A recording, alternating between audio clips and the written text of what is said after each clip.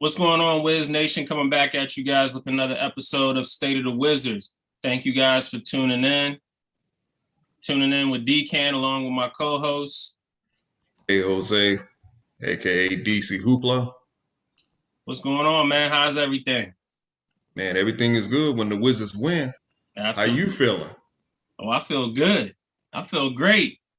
When the Wizards win, man, everything is all good. You know what I mean? No complaints whatsoever. I mean, sure, we can find things to complain about, but we already know a dub is a dub. W's a W. Yeah, always. That's all we about here, man. All about them dubs, man. For sure, for sure. So, before we get started, we got to do our usual shout out. I want to, give a shout out to all of my followers, all of our subscribers here at State of the Wizards. Thank you guys again for tuning in, subscribing to our channel. We're up 10 more from the last episode, which is greatly appreciated. Once again, can't appreciate you guys enough. Follow Wiz Takes at Wizards Mafia.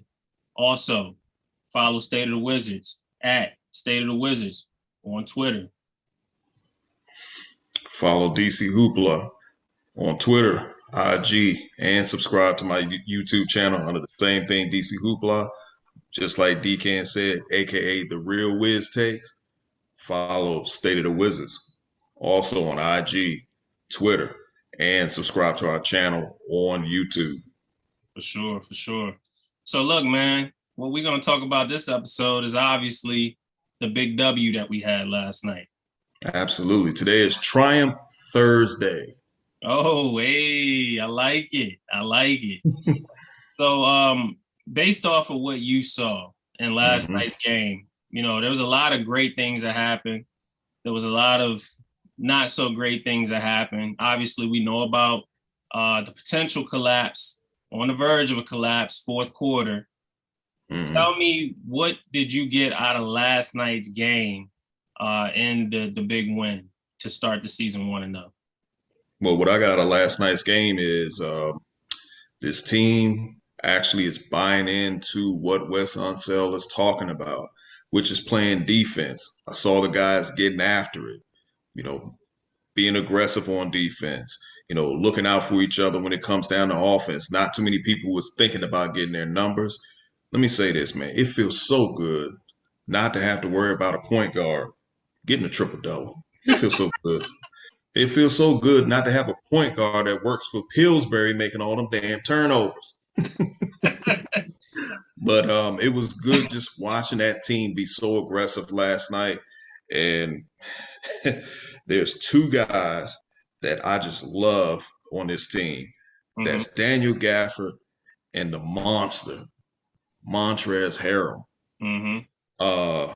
Thomas Bryant, I'm sorry, brother, but I just don't know how you're going to get your job back. Right. I mean, it's going to be difficult to squeeze Thomas Bryant into this rotation. Where does he find the minutes? How do you utilize him? I don't know how you utilize him, man. I mean, it's kind of like he had to wait his turn, but Montrezl Harrell is not giving up that backup role, and Daniel Gafford is not giving up the starting role. Oh, by the way, congratulations to Daniel Gafford on his contract extension. Well deserved.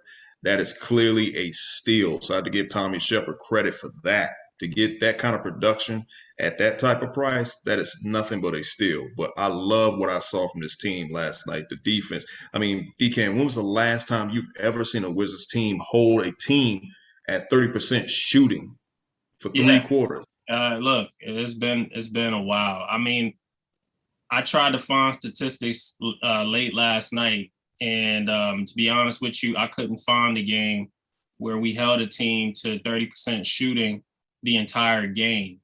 Again, I couldn't find it anywhere. So last night was definitely a game that was, in my opinion, bulletin board material.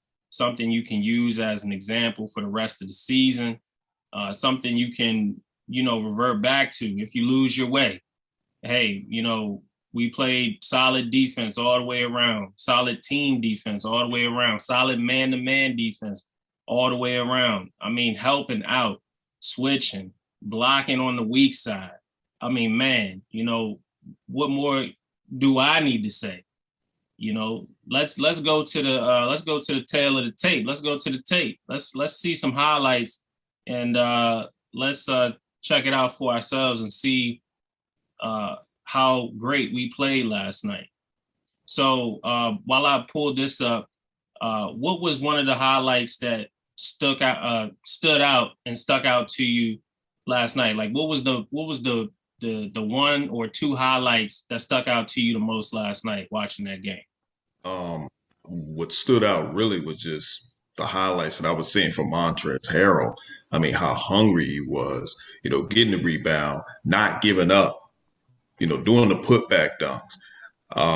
Just his energy, man, is so contagious. And I know I said what I said earlier about not having a point guard, getting the triple doubles and turning the ball over. But another thing that we kept hearing a lot about this, about that particular point guard was, well, he had everybody, play with a certain type of passion. You got Montrezl Harrell doing that. Mm-hmm. Okay. He's contagious with that. So what a guy that leaves it pretty much plays hard every night, leaves it out on the floor. It's kind of a little bit of lagging here with the highlights. So definitely bear with us with the technical difficulties. But just the energy that Montrezl Harrell brings is what I saw. Everything he did pretty much to me was a highlight, because I haven't seen a player do that in a very, very long time wearing a Wizards uniform. So what about now? Does it look okay? Still lagging? Still lagging. Okay. I mean, that's one of the plays right there about Montrezl Harrell. When Davis Bertans passes him the ball and he puts it in for a two-hand dunk, which I had to give Davis Bertans credit for that, even though he didn't play that well last night, but that was a good lookout. Normally, Davis Bertans would have been looking for his own shot. And, the thing is with this team is that, look, we have a lot of smart basketball IQ guys on this team. It's not just about being deep. It's about knowing the game. It's about just knowing exactly where you need to be on the court. Look at the spacing on this play with Spencer Dinwiddie. Spencer Dinwiddie getting deep into the paint. Mm-hmm. We played so efficient last night when it came down to getting in the paint. We really wasn't missing out on any of our responsibilities, any of the things that, we needed to do as a team. We barely missed out on that last night. And we all brought our hard hats, to work. And so what I look at the most is I look at 56 points in the paint, right? Mm-hmm. So 56 points in the paint. Because we shot so poorly from three, we needed to make up where we were, missing those shots, where those shots weren't falling. How are we going to stay, in this game? Okay, we'll attack the basket. If the shot isn't falling, crash the boards, get those second chance points, get in the paint. And that's what I noticed the most out of this game. Right. I agree. I think one of the, and you had already touched on one of those stats. So the points in the paint with 56, we shot 80% for the free throw line. We took 26 attempts to their 22. But another thing that actually stood out as well was we had 20 assists to their 14 assists. And the fact that we played defense, let's put it this way. If we didn't keep Toronto shooting 30% throughout the whole game, we would have lost the game, to be honest with you. Mm-hmm. So the fact that we played aggressive defense and Toronto couldn't score worth a damn is why we won this game. And we just never gave up. Even though we kind of had that behavior issue in the fourth quarter, which we'll talk about a little bit later, this is a team that just didn't want to give up. And I just had to say, man, I can't say enough about Daniel Gafford and especially Montrezl Harrell, just the energy that these guys bring. Well, one thing that I wanted to highlight real quick, you see right there, Kuzma getting in the passing lane. Mm-hmm. Van Vliet penetrating. Right now, we're trying to become the best defensive pick and roll team in the league. And what I can tell you, my dude, is I don't ever remember a Wizards team being a great pick and roll defensive team. we've Right. always been a team that got burned on the pick and roll, who This is used to very always true. get beat on that pick and roll. So Wes Unseld Jr., bringing his, his experience here and teaching how to defend the pick and roll, you can already tell by game one that we've already been working on that. It's Right. already night and day compared to how those other Wizards teams used to look defending that pick and roll. Right. And like I said, if you look at this play here, let me rewind it here. And I'm sorry if it's lagging on, for the viewer. We really do apologize about this. But there's a play here where Van Vliet, there's a pick and roll there. Obviously, we got beat. They tried to run the same play, but you see we were on that. Boom. You see Right. how we were on that play. Kyle Kuzma got right into the passing lane. As soon as we defended the pick and roll really well, he slid over. He helped on the weak side. Boom. Steal. You see what I'm saying? That right there is already a difference maker. Yeah, actually it is. It was because one of the things that I think Chris Miller said it was that, Off you know, turnovers. Points off turnovers, baby. points off a turnover. That was another thing that we did as well, was like points off of turnovers. So one of the things that Chris Miller said was that, the team had practice on defense. It even said to the point that Wes Unseld Jr. ended practice early, I guess because the team wasn't doing exactly what he wanted to do. Said 85% of what Wes Unseld has been coaching this team has been defense. I've never heard a coach in Wizards history that focused on defense like that. We've heard it through Eddie Jordan that he was focusing on it. We heard it through, with Scott Brooks. We've heard it with so many different coaches, but it's a big difference when you actually seeing it being executed. And clearly, what it is, it's all about accountability. So these players know if you want to get out there and be able to play on that court, you got to perform and you got to play defense. Yeah. No defense, no playing time. Simple as that. I mean, simple as that. So when we look at these highlights, and based off of what we've seen, I know you had mentioned, the two guys, Daniel Gafford, Montrezl Harrell. Do you ever see a time this season where he would play those two guys together? I don't think so. Okay. And why Because would you say that? the reason why I don't think the reason why I don't think you would see that is because, well, Montrezl Harrell can play the 5. And I kind of like that energy where Montrezl Harrell is coming off the bench because let's just say if you have those two on the court, who do you have that can fill in for Montrezl Harrell when he's in, if he's in the starting lineup or in a situation where, you pull Montrezl Harrell out, who do you put in for Montrezl Harrell? But I'm not saying put him in the starting lineup. Well, not necessarily the starting lineup, but let's say you have a certain moment where they're playing together at a certain time. Right. Okay, it's time to rest Montrezl Harrell, or better yet, it's time to rest Daniel Gafford. Who are you putting in to continue that energy? I guess that will be the time that you would have for Thomas Bryant if he's still on the squad. Can he bring that same type of energy that those two guys can?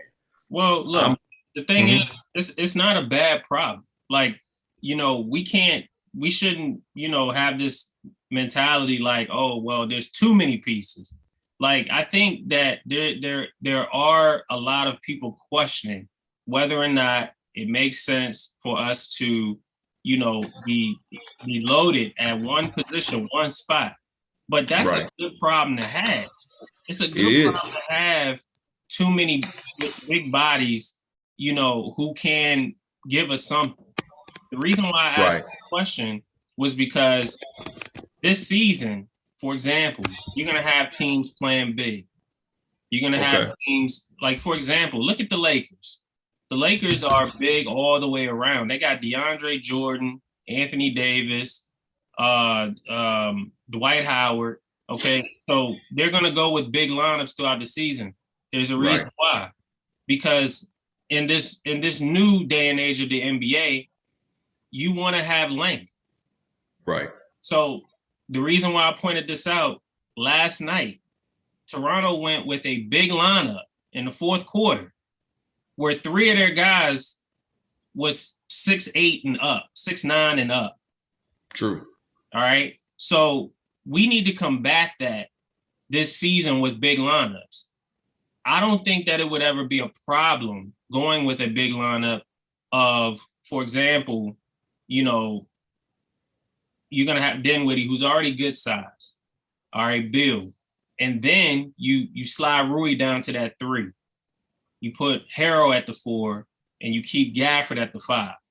In my opinion, that's a solid lineup. Like, there's no way that lineup is not competing with some of the other big lineups in the league. And I'm talking about some of the best teams in the league. Okay, so how is it?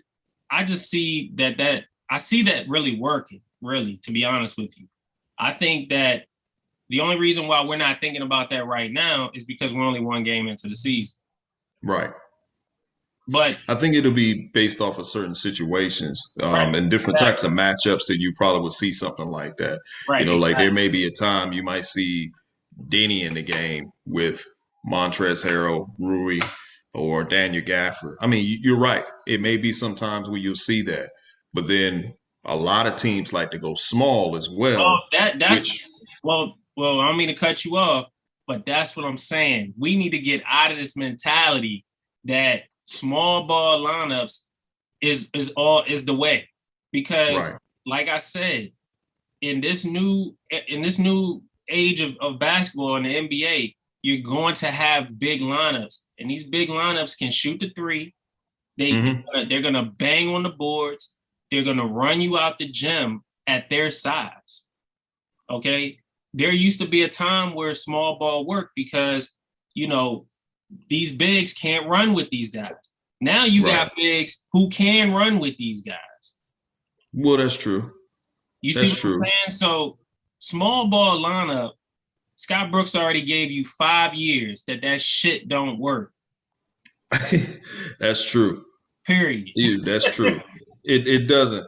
The thing is, when you talk about the small ball lineup, is you have some teams that can be very effective. So even when you go big, if you have a team that's playing small ball where the tallest person on that court is probably 6'9", but all 5 of those dudes can shoot the 3. Yeah, but then that becomes somewhat of a matchup problem, depending on which team that is. I'm not saying that we shouldn't go big, because we definitely should. I couldn't stand the 3-guard lineup, and I hope I never see that again. But my thing is that there are going to be times that even when we go big, that our opponent's going to go small. And if you got 5 guys that can shoot the 3, the bigs are going to be spending a lot of time at that perimeter trying to go out there and guard that 3-point shooter. And let's keep in mind, yes, the big's going to spend that time going out guarding that 3-point shooter. But these are bigs. We have very athletic, durable, they can guard probably, the 3 through 5 position. I mean, Harrell can stay in front of his man if he needs to. Oh, absolutely. Gafford can stay in front of anybody. That's true. He's not only athletic, he has good speed. He can get up and down the court, no problem. And the thing is when I watch these highlights and I look at this team, Dinwiddie's a good size, man. Mm-hmm. I guess I never realized how good of a size, how big and tall Dinwiddie is. Yeah, I didn't realize it either. I didn't know he was 6'6". Yeah. Maybe I just never paid attention to it, but I mean, he's pretty tall at that guard position.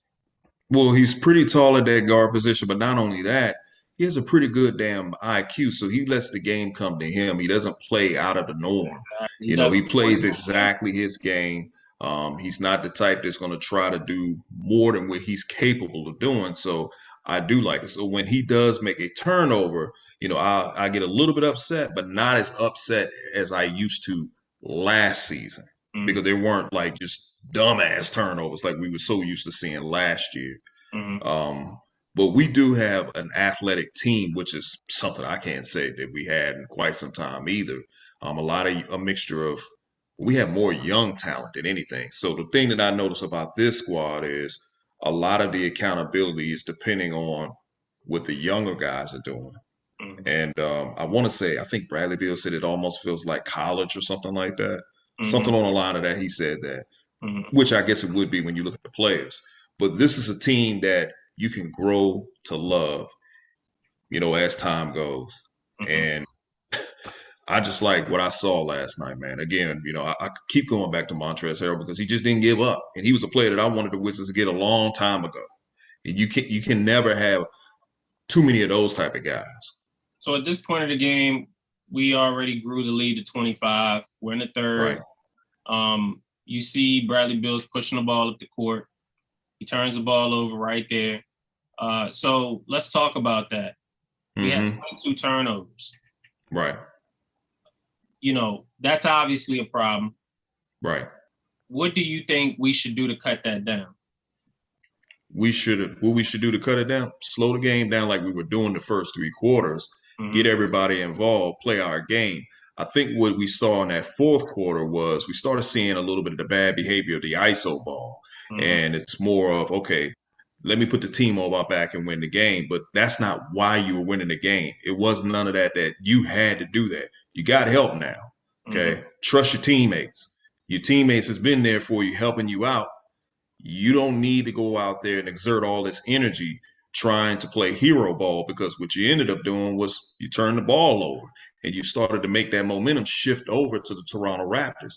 I would say if the Toronto Raptors had like maybe 16 minutes left, which that's going into the third quarter, and they had that momentum like that, we could have easily seen a heartbreaking loss last night. Oh, I agree. 100%. So, the turnovers is a problem. I Oh think man, that, that's ugly. That's going to be a problem. Not to cut you off, I think that's going to be a problem all season long. I think we're going to just see us turning the ball over all season long. And I hope the 3-point shooting improves, but I saw a little bit of that during the preseason when we didn't shoot that well from downtown either. But the turnovers, that has to, we got to start taking better care of the basketball, because I will say this, and I'm going to be honest. When you play against mediocre teams, and of course, when you play against the elite team, those are going to turn into losses. so my thing is, right, if we do not cut down on the turnovers, are we then as good as we think we are, even though we are a D team? Because it doesn't matter if we're turning the ball over. It is, we can turn the ball over, right, and Mm-hmm. make up for it elsewhere, because teams are going to score off of our turnovers. Right. We're saying to ourselves, right, okay, well, we can turn the ball over. We can afford to turn the ball over 20 times if it means that, we have enough guys, we got enough depth to keep up with the amount of turnovers that we're giving up. So if they score, say 40 points off of turnovers, can our bench make up for those 40 points off of turnovers? Or are we a team that, our eyes are kind of deceiving us because, we played the Toronto Raptors and we had 22 turnovers. If this was against a great team, they just take advantage of that, of that. Those shots that Toronto wasn't hitting, those good teams are going to hit those shots. Right. And we lose this game by 15. Yeah, that's what I think it is. Like I said earlier, against some of the bad teams, we can get away with that. But Okay. against some of the mediocre teams and good teams, we cannot. So you don't think so? Okay, so I guess what I'm getting at, do you believe that this team, based off of the first game, that we are as good as advertised, or do you think that what we saw was a little bit of fool's gold?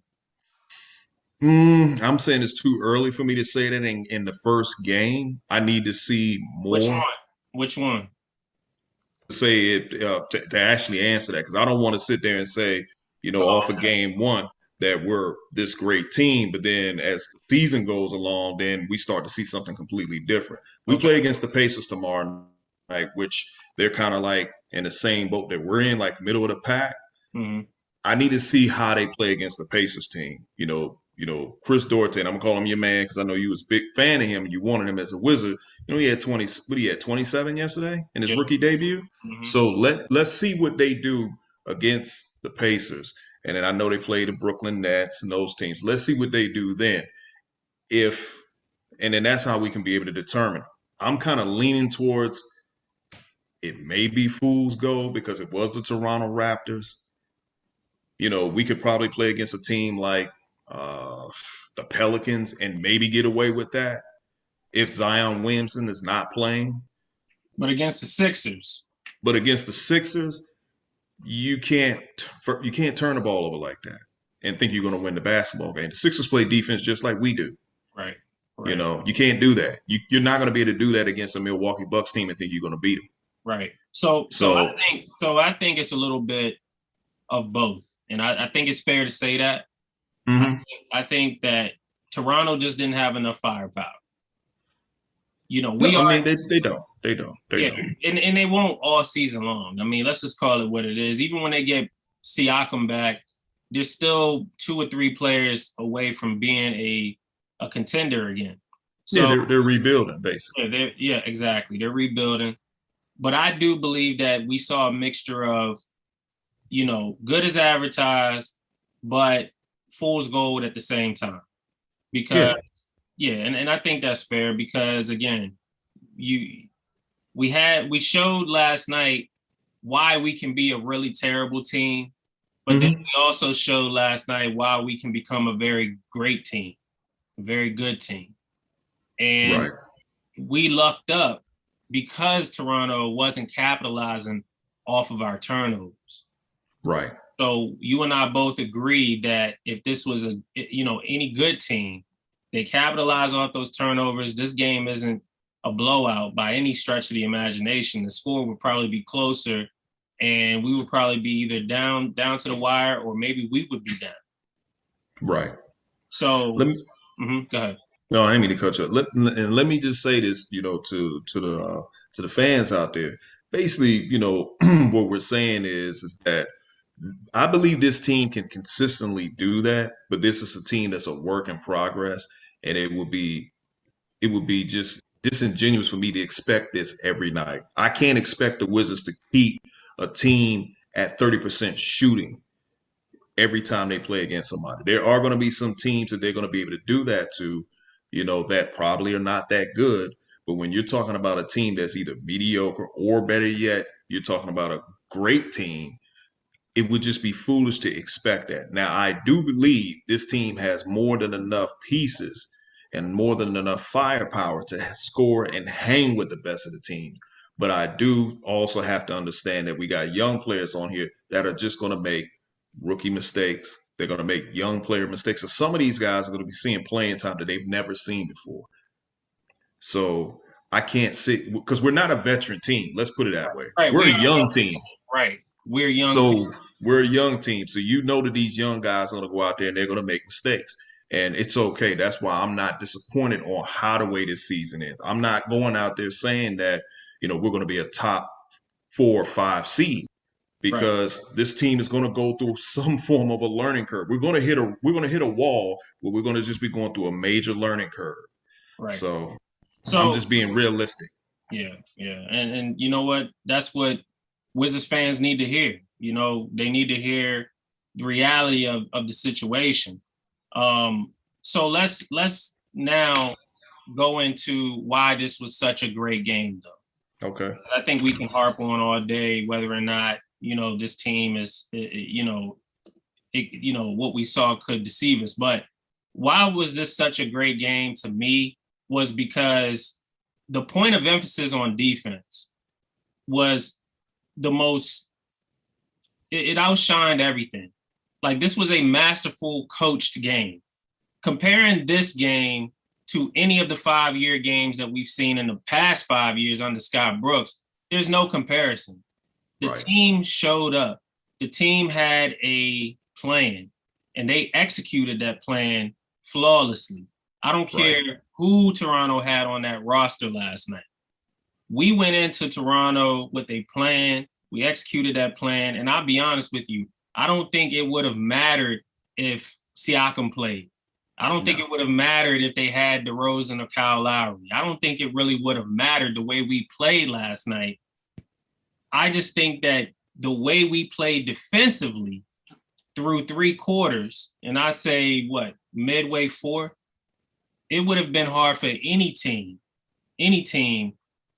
to beat us, right? Mm-hmm. And look, at the end of the day, yes, we're making the case for both sides. At the end of the day, the 22 turnovers don't help. But in my opinion, the defense trumps the 22 turnovers. Mm-hmm. The defense made up for the fact that, you know, all of our mistakes, the defense took care of those mistakes. So Right. Bradley Beal shot 1 for 6 from 3. Any other game last season, that would have been, you know, a highlight, a point of emphasis. Right. You know, oh, Bill shot 1 for 6. Man, he struggled this game to score. You know, he didn't score 30. Well, guess what? He didn't need to score 30 this game. Right. He didn't need to. He just needed Right. to be efficient. Right. He finished a plus 24. Bradley Beal last year was finishing a minus 24 with 35 points. Right. And we lost the game. Right. You see the difference, folks? So I just want y'all to understand that defense, you can afford to play bad as long as your defense makes up for it. That's true. That's the point I'm making. So at the end of the day, I think that, and you can give me your take on this too, but I personally think that no matter who we would have played, based off of the fact that we were just prepared to play as a team last night, I think that, you know, it was just a masterful and a masterpiece of a well-coached game. And we would have beat anybody last night. Yeah. I think we came in there already knowing what the plan was, and the plan was playing defense. Defense is what wins championships. If we're really trying to be competing for a championship, you got to play D. So that team came out there. They played hard. They relied on each other. They trusted each other. Nobody really played with a high ego, where people was out there trying to get their shots, make sure that they get their buckets. You know, bad behaviors that we saw last season. I'm not even going to sit there and even say during the Scott Brooks era, because we've seen it pretty much in every coach's era. We didn't see that last night. Right. So you had a bunch of guys that are out there that are hungry, that's looking at this as an opportunity that I can go out here and make a name for myself. And with Montrezl Harrell, because I keep harping on this guy, but with Montrezl Harrell, I think he took it very personal that the Washington Wizards is not a topic of discussion when it comes down to the national media. So he went out there to prove something. Plus, two, I don't think the Toronto Raptors knew what type of Wizards team they were going to be playing against last night. Matter of fact, any team that plays against this team is not too sure what Wizards team they're going to play. They're not too sure who's going to bring it. You have so many players on here that can give you what you need. Mm-hmm. You know, let's go with Bill real quick. He didn't give us 30 points. But you can look at a guy like Howard Neto that can give you 15. He can give you half of what Bill gives you. Mm-hmm. So you don't necessarily need Bill giving you 30 points. Dinwiddie only finished out with 13. But remember, people were sitting there saying, oh, I believe Dinwiddie can put up 20 and 7. Dinwiddie doesn't necessarily have to put up 20 and 7. You have depth. So use the teammates that you have. Use the players that are there. And then we haven't even talked about Rui Hachimura, who's not even on the court. He's a guy that can give you 20 points if you feed him the ball. And you already know how I feel. I feel like once Rui comes back, he's the difference maker. Like, I think he literally is the difference maker for this team. We'll probably play great teams, and we're saying to ourselves, man, what are we missing? Why? You know, what we're missing is we're missing that guy who can defend the opposing team's best players if need be. Right. You know, Rui doesn't get enough credit for that. You're going to need him. You're going to need Rui Hachimura when you play against the Boston Celtics. Who do you have that you trust that can guard Jason Tatum? Right. Who do you have that you can trust that can guard Giannis? Right. I'm going to be honest. Do you really want to see Kyle Kuzma out there guarding Giannis or Jason Tatum? I would say the answer is no. I feel more confident with Rui guarding those guys because I've seen him guard those players. I've seen him guard Kawhi Leonard and hold his own. Right. So to me, and I think you'll agree with this, Rui is definitely the X factor for this team. I know people are ready Absolutely. to get rid of him and all this and that, but you can't get rid of a guy like that. He is a two-way player. He can give it to you on the offensive end, he can give it to you on the defensive end. Absolutely. I agree with that. I mean, Rui is so underrated in my opinion. He doesn't get enough credit. And we have a bunch of those guys, Right, not just Rui, but we have a bunch of Neto doesn't get enough credit. right, Vinny doesn't get enough credit. Okay. We're so busy trying to worry about analytics. Stop right, focusing on analytics and start focusing more on tangibles. right, The more you guys focus on tangibles, you'll start to appreciate and understand what it is that we're trying to do here. right. So the idea isn't for us to go out there and score as many points as we can anymore. That's not the idea. The idea is for us to play efficient basketball. This is what we've Hmm. been asking for God knows how long. And we finally have the opportunity. Look, the reason why I'm so excited about this season, my dude, is simply because Wes Unseld Jr. is going to be a genius here. And when I say compared to any other coach, I really mean that he's going to be up here when it's all said and done here. We are going to look at this time period of Wes Unseld Jr. and we're going to say to ourselves, man, he's going to be our best coach that we probably ever had come through here. And I agree. you can date back as far as you want to. I mean, Jim Lynam was terrible. Scott Skiles was terrible. Bernie Bickerstaff wasn't that great. Even though, we understand some of these teams started, creating their own self-identities under these head coaches. But these coaches weren't that great. And then you Right. go into the Eddie Jordan years, and you and I, we've talked about this so long, how Eddie Jordan was just the worst coach for us when it came down to defense and executions and just the system as a whole just never worked, He you was know? a black version of Scott Brooks. Exactly. And then Randy Whitman came in and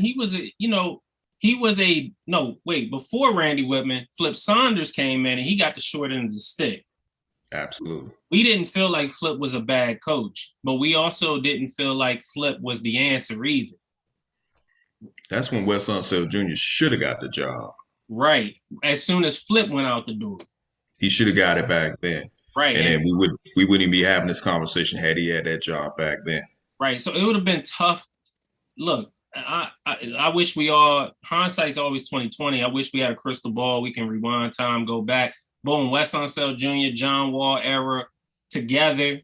We're a better defensive team.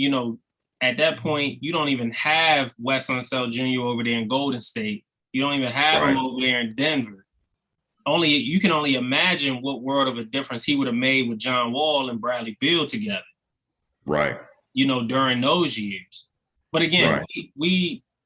we can talk about that hypotheticals all day long.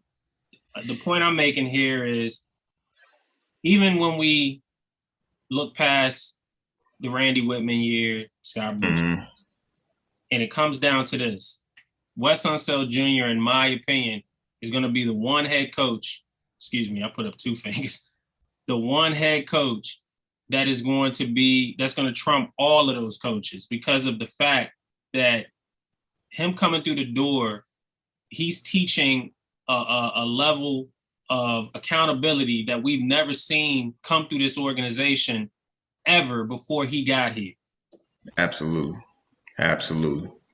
I can't disagree with you at all what you said. So let me ask you this, because we definitely talk about the Wiz. Was there any players on the Toronto side that you saw that you was actually impressed with? So I did like Barnes. I did like well, first of all, Van Vliet, he's going to compete for the Most Improved Player award this year. Right. Um, and then there was a kid with the braids. I can't think of his name. That's when the momentum shift when he came in. Yeah, he's long, athletic. He stood out.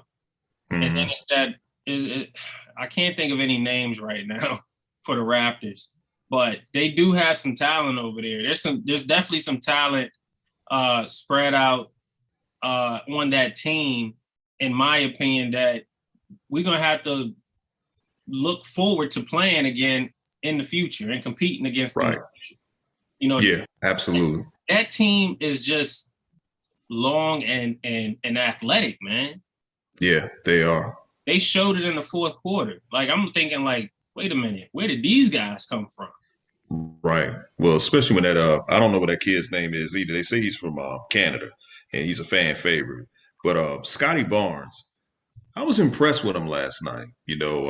I saw a little bit of a little glimpse of Magic Johnson with the no look passes.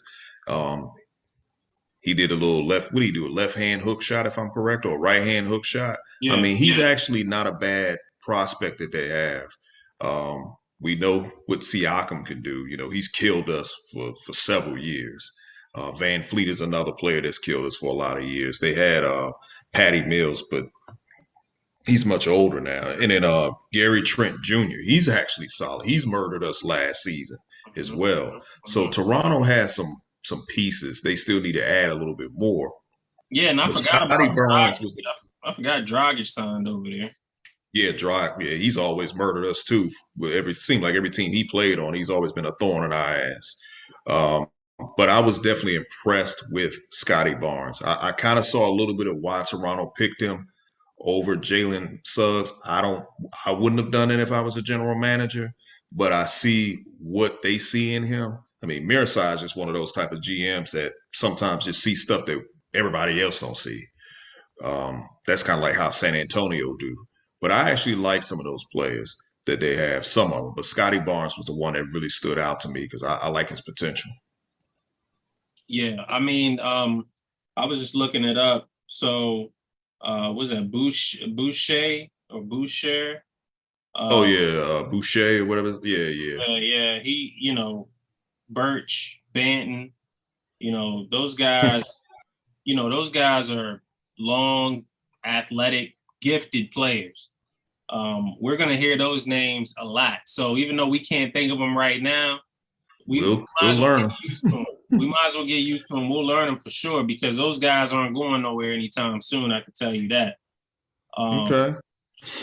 but anyway, um, man, again, it was a great night. I think that Hmm. there's a lot that we could take away from last night's game. We using this game obviously as a measure, well, not a measuring stick, but kind of like a blueprint game, where we can kind of revert back to. You saw the celebration after the game in the locker room where the guys threw water on Wes Unseld Jr. Hmm. So it was definitely a feel-good moment for him. I was extremely proud that he got his, first victory as a head coach. Um, let me say this though, man. I must address this. I must address this. So when you and I over the summertime said that we didn't believe that the head coaching position was desirable, Hmm.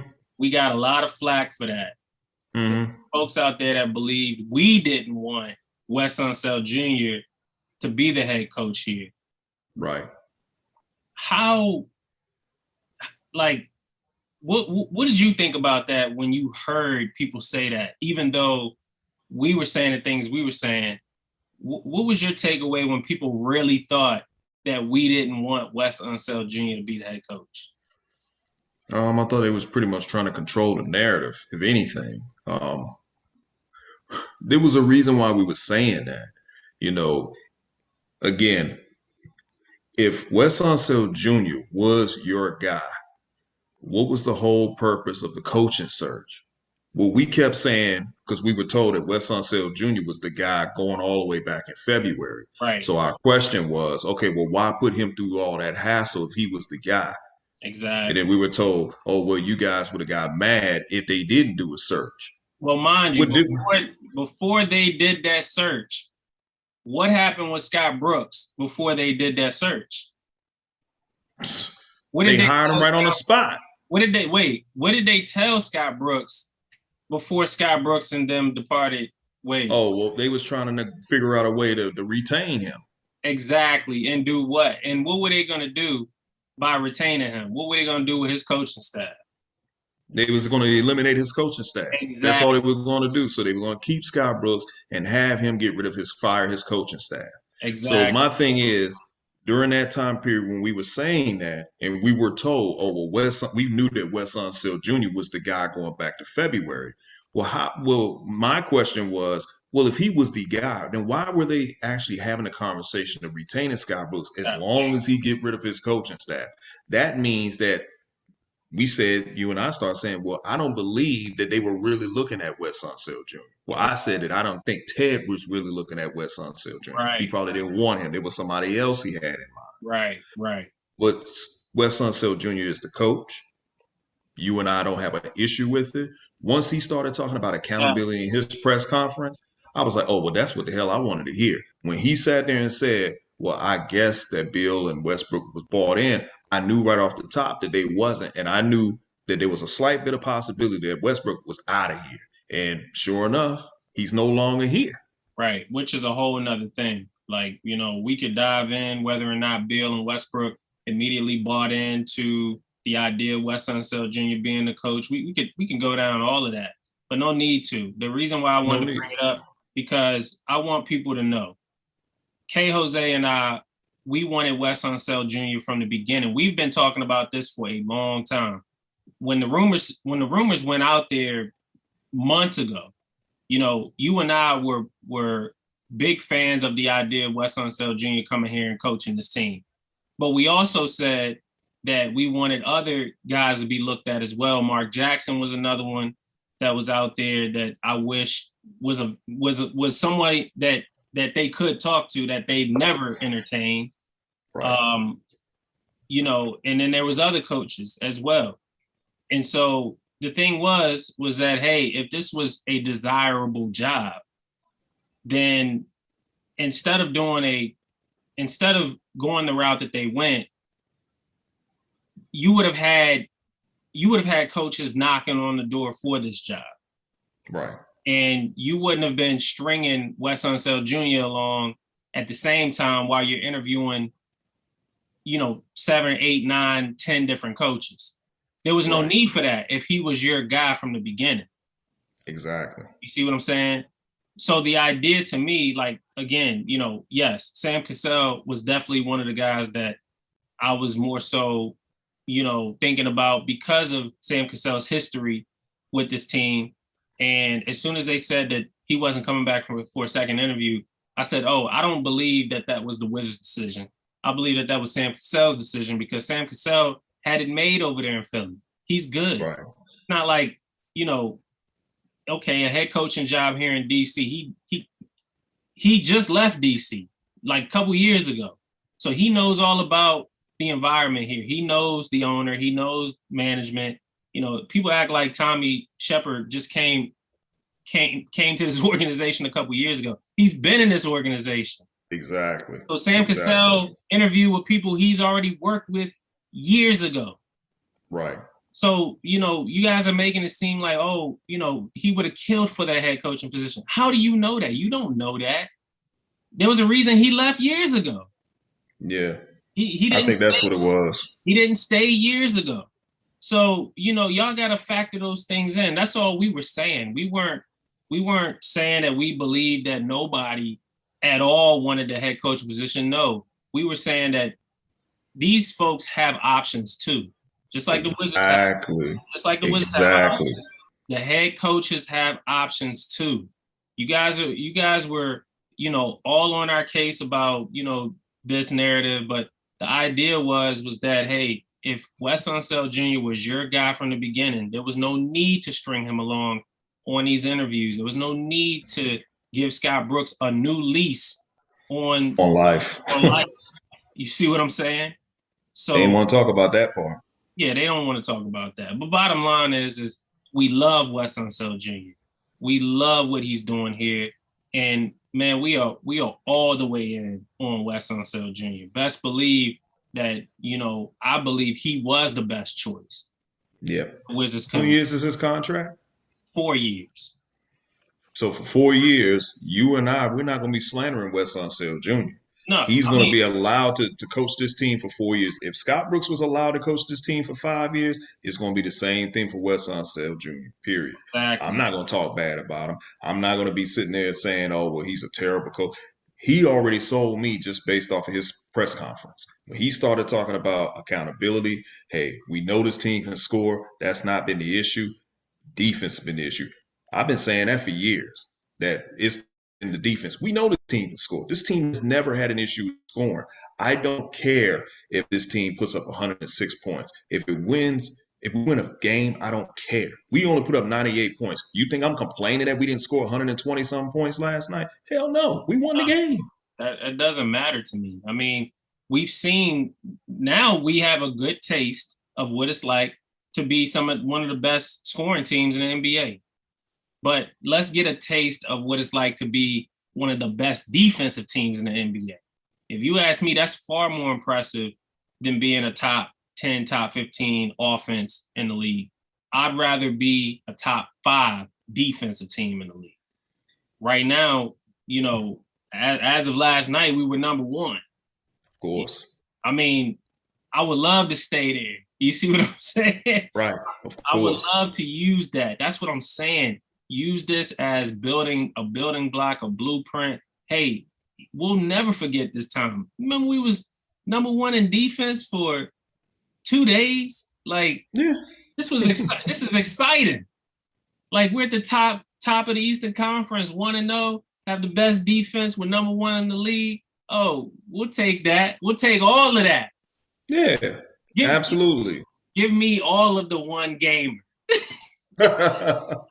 Of course. So yeah, I mean, I'm not asking for much. Like I said, the team playing the defense the way they play. Again, I'm not expecting them to keep a team at 30% shooting every night because I know that's unrealistic. Right.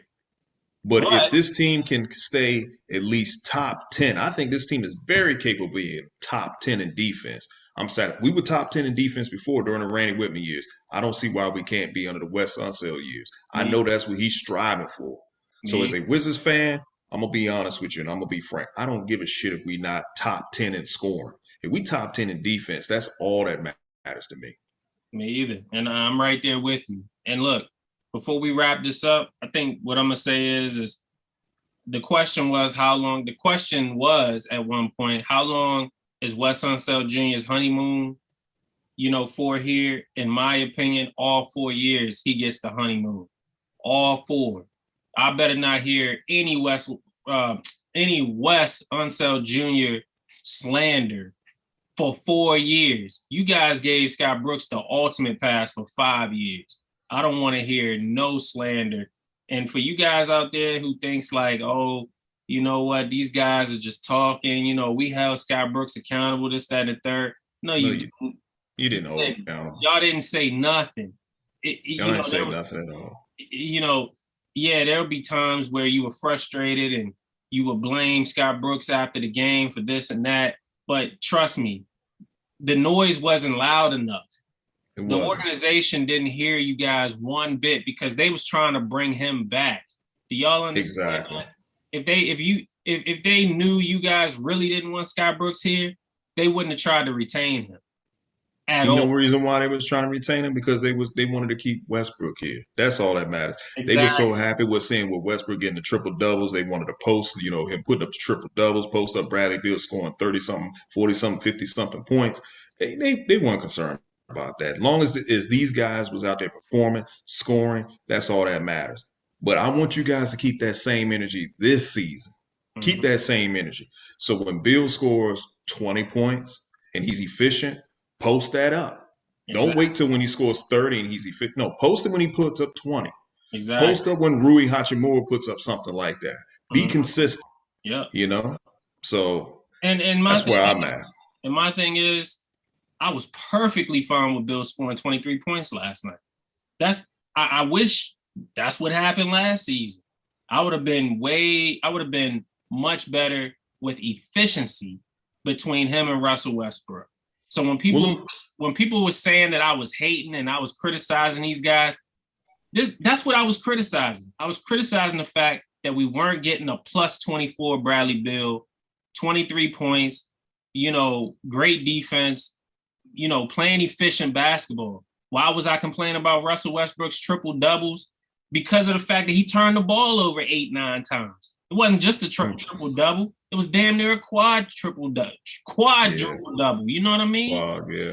Yeah, like get out of here with this. Like, why should I be glorifying triple doubles in a loss? Why should I be Exactly. glorifying 50 points in a loss? Y'all got to give me a break, man. Ain't nobody trying to hear all of that. You want to know why I Oh. was critical? Because look at last night's game. Well, let me also say this. Let me kill another narrative that was thrown around, and then we'll end it off of that. Excuse me. So another narrative that was thrown around was, oh well, Bill and Westbrook was a reason why our season turned around last year. No, it wasn't. Those guys was performing at a high level. We were still losing ball games. It wasn't until we acquired Daniel Gafford Correct. when the season turned around. Correct. Daniel Gafford's presence in the middle is what caused the season to turn around. Bertans getting his legs up under him. Rui being the two-way defender. Howell Neto started picking his spots. Robin Lopez, who's no longer here, started playing better. That was the reason why our season turned around. It wasn't because of the backcourt. The backcourt was doing what they were doing, and we were losing. Remember, some of you people was out there saying, oh, well, we can't expect these guys to lead this trash. Well, the trash that you talked about were the same ones that actually got us into the play-in and into the playoffs. Exactly. So, and guess what? The trash is now on this roster still this year, and the guy you glorified is out there in LA making those fans pull their hair out because he keeps averaging all about 5 to 6 turnovers. We Yeah. got about 15. He had about total of 15 of them in the damn preseason. Yeah. I mean, I think it was more than that. Yeah. I It was mean, more than that, yeah. but It was ugly. It's ugly basketball, and I think he was just named the top 75 player in the NBA today. Okay. Congrats for being a guy who's all about his accolades. Nobody's going to take that away from you. We didn't take that right, away from you when you was here. no, You're a great player. mm-hmm. You deserve the praise for breaking Oscar Robertson records. Tremendous accomplishment. Good job. But unfortunately, you didn't fit, in my opinion, the plans that we had anyway. Absolutely, There's no way, even under this system, that you would have been excelling and doing the things that we expect you to do, knowing that you don't really play like that, knowing that you don't play under control. You're not as under control as Spencer Dinwiddie is. Yeah, we don't need Spencer Dinwiddie to average triple doubles to be effective. Clearly, we don't. But all we was asking for was for the tangibles. Take care of the basketball. Go out there and play defense. Get in front of your man. Go out there and be efficient. Finish at a plus 30, plus 24. We need your player efficiency rating to do this, to go up, not to do this. And I think one thing about you, Russell Westbrook, is that you're going to turn the ball over. It's all about possessions. And the more possessions you get, the more it gives you the opportunity to get the triple-double. So I don't think you really cared as much last year as people think you did. And I don't care what Russell Westbrook fans or stands have to say about that. That's just the bottom line. That's a fact. We were one of the best up-tempo teams last year based off of how much and how many possessions we had in a basketball game. We scored with the best of them. Kudos to Russell Westbrook for getting us up and down the court. But that was also a problem because we didn't have to defend nobody. right. So which style of basketball and which brand of basketball do you guys love the most? To get up and down, turn over the ball as many times as you want, or to slow the pace and really focus on defense and hone in on defense? Yeah, we had 22 turnovers last night, but that wasn't indicative of us being lackadaisical with the basketball. It was more so because we have new players and we're all trying to get into our rhythm. Exactly. So you're going to have that with this team, but I think that this team is nowhere comparable to the team of last year when it comes down to taking care of the basketball and just being efficient. You saw that last night. There was not one single game last year that I can think of that compares to how we played last night. No, Not one. absolutely not. Again, like I said, the fire and the desire that everybody said that Westbrook plays, we got that in Montrezl Harrell, and he's making less money. Right, So we right. don't need, a triple double king and, a guy wearing a skirt and wearing Oh, all that other crazy ass attire that we don't need him to do that. let me So say this. Let me say this. We do got a guy who don't have a problem wearing a skirt. His name's Kyle Kuzma. He's coming from LA. You know, he knows the fashion, he knows the style. And guess what? We also have a guy who put up 15 rebounds like Russell Westbrook did last year. His name is Kyle Kuzma too. So right now, Kyle Kuzma is making Russell Westbrook look expendable. so that's very true too. So one thing too I wanted to say, this is why I would give credit to the organization. Should have been done a long time ago, but I'm going to give them credit. Kudos to the Washington Wizards for the Wes Unseld senior bust that they unveiled today. I know Absolutely. you guys saw the picture, with Wes Unseld Jr. and his mom there, having a moment, looking at the bust. Shame on you, Washington Wizards. You should have done that a long time ago. But I'm gonna give kudos to that. Um, Wes Unseld Senior, Bullets legend. I mean, there's nothing more I can say about that, man. May he rest in peace. Rest Rest, in paradise, Wes Unseld Senior. yeah, rest in paradise, rest in peace, rest in power. Wes Unseld, we miss you. We understand, the history you had with the Bullet/Wizards organization, but best believe your son is going to do tremendous things in your name and for the Wizards organization. And we're, as fans, we're going to make sure that your legend lives on here for sure. We're going to give your son the praise that he deserves every chance we get, and there will be no slander tolerated. Absolutely. Absolutely. So that will conclude this episode of State of the Wizards. I want to thank you guys for tuning in. Check us out on YouTube. Please subscribe, comment, share, subscribe, like, and drop us again that comment so we, K Jose and I, Decan, can conversate and communicate with you guys. And like I said, if you guys have anything for us in the future, if you guys something you guys want us to talk about, drop it in the comments. Other than that, you got anything else to leave off, K Jose? Be on the lookout for tomorrow's game against the Pacers. Can we make it 2-0? I'm asking you, can we be 2-0? I Or think we will we be can. 1-1? I think we can. I think we can definitely be 2-0. We got to bring the same hard hat mentality that we brought game one against Toronto, and I think we can indeed go 2-0. But for Yeah. sure, we're gonna cover that game as well. We're gonna turn up. We're gonna turn up. We ain't letting up at Mm, all mm, for the remainder of the season. But mm, again, mm. thank you guys for tuning in. We'll check you guys on the next episode. Peace.